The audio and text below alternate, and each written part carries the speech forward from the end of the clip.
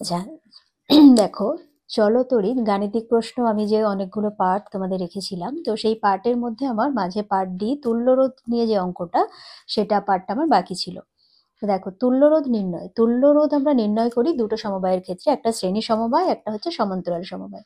তো এই শ্রেণী সমবায় সমান্তরাল সমবায় মিলিয়ে তোমার অঙ্ক তুল্যরোধ নির্ণয়ের অঙ্ক মাধ্যমিক 2018-তে 4.7 প্রশ্নটা এই সম্পর্কিত ছিল। মাধ্যমিক 2020-র 4.6 অথবা সেই প্রশ্নটাও তোমার তুল্যরোধ সম্পর্কিত ছিল। মাধ্যমিক 2024-এর 4.6 অঙ্কটাও এটা, প্লাস তার অথবা মানে আগে, ঠিক তার আগের বছর, গত বছরের মানে 4.6-এরও তুল্যরোধ দিয়ে অঙ্ক, অথবার অঙ্কটাও, সেটাও তোমার এই তুল্যরোধ নির্ণয়েরই অঙ্ক ছিল। তো আমি এই সালের প্রশ্নগুলোতে পরে আসছি, আগে আমি বেসিক তোমাদের কয়েকটা উদাহরণ দিয়ে তুল্যরোধ নির্ণয় করার অঙ্কগুলো একটু শিখিয়ে নিই, খুব শর্টে। তো সময় আমি কম রাখার জন্য, ভিডিও ছোট করার জন্য আমি আগে থেকে এগুলো লিখে রেখেছি, খুব সিম্পল ক্যালকুলেশন, ও 1-2 লাইনের, সামান্য যোগ বিয়োগ গুণ ভাগ আর একটু উল্টানো।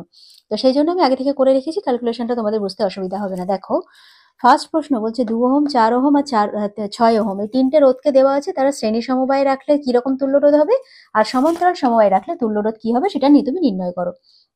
তাহলে প্রথমে আমরা শ্রেণী সমবায় তুল্যরোধ নির্ণয় করে থাকি। তো শ্রেণী সমবায় মানে কি, এরকম তিনটে রোধকে পরপর জোড়া আছে, মানে একটার শেষ অন্যটার শুরু, আবার এটার শেষ পরেরটার শুরু, এইভাবে লাইনে জোড়া, এটাকে বলি আমরা শ্রেণী সমবায়। তুল্যরোধ মানে কি, এই তিনটের কাজ একজন এসে করবে, তো সেই এই আর হচ্ছে এই তিনজনের তুল্যরোধ। ঠিক আছে, তাহলে তুল্যরোধ আর, এই তিনজনের R1 R2 R3 তুল্যরোধ হচ্ছে আর। তো সেই এই আর, এই তিনজনের কাজও একা করবে, তো সেই আর এর মানটা কত হবে নির্ণয় করতে হবে। তো একদম খুব সিম্পল একটা লাইনে, শ্রেণী সমবায়ের তুল্যরোধ আর সমান সমান তিনটিকে শুধু যোগ করে দিতে হয়, যোগ করলে 12, এটাই হয়ে গেল উত্তর। মানে এই আরটা হচ্ছে তোমার 12 ওহম, আর কিচ্ছু না। এই আর সমান সমান 12 ওহম। আচ্ছা, তাহলে সমান্তরাল সমবায়ের তুল্যরোধটা আমি যদি আর ড্যাশ বলি, মানে মাথায় এরকম ড্যাশ বলি, এই যে আর ড্যাশ, তাহলে সমান্তরাল সমবায়ের তুল্যরোধ আর ড্যাশ হলে সেই আর ড্যাশের মানটা কত সেটা নির্ণয় করো।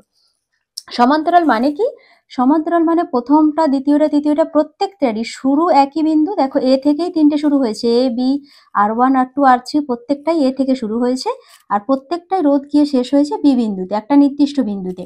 তাহলে প্রত্যেকটা রোধের শুরু আর শেষ যদি একই বিন্দু হয়, তাহলে সেটাকে আমরা বলবো সমান্তরাল সমবায় তারা যুক্ত আছে। তাহলে এমন যদি থাকে, তাহলে এই তিনটের তখন তুল্য রোধ আর প্রাইম হলে, তাহলে 1/r প্রাইম সমান সমান 1/r1 plus 1/r2 plus 1/r3, এটা হচ্ছে তোমার ফর্মুলা, সমান্তরাল সমবায় তুল্যরোধের ফর্মুলা। তাহলে তুমি R1 এর জায়গায় 2 বসাও, R2 4 বসাও, R3 6 বসাও, সিম্পল ভগ্নাংশে যোগ করো, করলে তোমার 11 12 আসছে।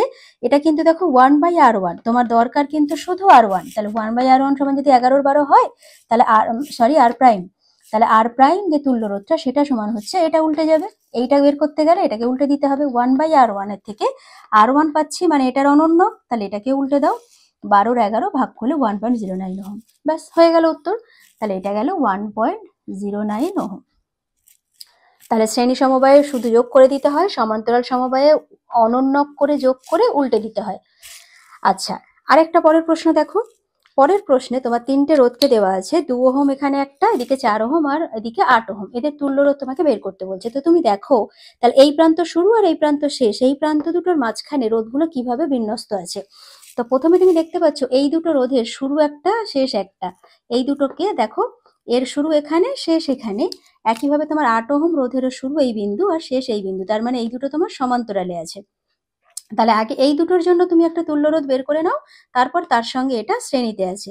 তাহলে এই 4 আর 8 এর তুল্যরোধ যদি আরপি হয়, যেটাকে আমি তুল্যরোধ এখানে আর প্রাইম বলেছিলাম, সেরকম যদি আমি এটাকে আরপি বলি, যে কোনো নাম তুমি দিতে পারো, তাহলে আরপি যদি তুল্যরোধ হয় শুধু এই দুটোর, তাহলে সেই 1/rp সমান 1/4 প্লাস 1/8, তাহলে এটাকে যোগ করে 3/8 আসছে, তাহলে 1/rp সমান 3/8, তাহলে আরপি সমান 8/3 ওহম। অর্থাৎ মোট তুল্যরোধ এখন কত, তাহলে এইটুকুর জায়গায় আমি পেলাম 8/3, আর এখানে আছে 2, তাহলে 2 প্লাস 8/3, এখন শ্রেণী হয়ে গেল।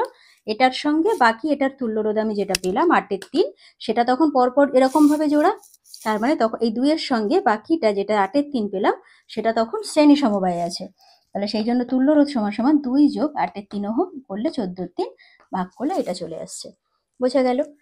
আচ্ছা, তাহলে এখানে আমি তুল্যরোধ, এরকম বিভিন্ন সার্কিট একটু গোলমেলে থাকবে, সেখান থেকে তুল্যরোধ যদি বের করতে পারি, আর একটা এরকম সার্কিটের যদি তোমার একটা ভোল্টেজ কত সেটা বলে দেয়, যে ব্যাটারি ব্যাটারির বড় হাতটা প্লাস আর ছোট হাতটা মাইনাস, মানে এখানে ভোল্টেজটা যদি 2 ভোল্ট হয়, আর এখানে বিভিন্ন রকম ওহম এরকম ভাবে সাজানো আছে বিভিন্ন রোধ।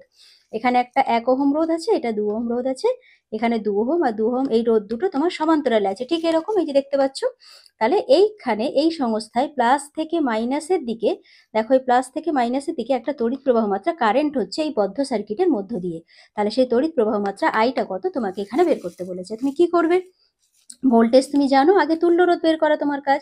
তাহলে তুল্যরোধ বের করার জন্য আগে এই দুটোর তুমি তুল্যরোধ বের করো। তাহলে এটা 1/2 1/2, তাহলে 1/RP সমান সমান 1/2 প্লাস 1/2, মানে এইটুকুর তুল্যরোধ যদি আরপি হয় তাহলে 1/RP সমান হাফ প্লাস হাফ সমান সমান 1। তাহলে শুধু আরপি মানে এটারও উল্টো, মানে 1 ওহম। তাহলে এইটুকুর জায়গায় তুমি 1 ওহম পেয়েছো। এখন তাহলে এখান থেকে টোটাল রাস্তা যেতে গেলে এখানে 1 ওহম, এখানে 2 ওহম, এখানে 1 ওহম, তাহলে এই তিনটে তখন পরপর পরপর এরকম ঠিক শ্রেণীতে পরপর জুড়ে আছে।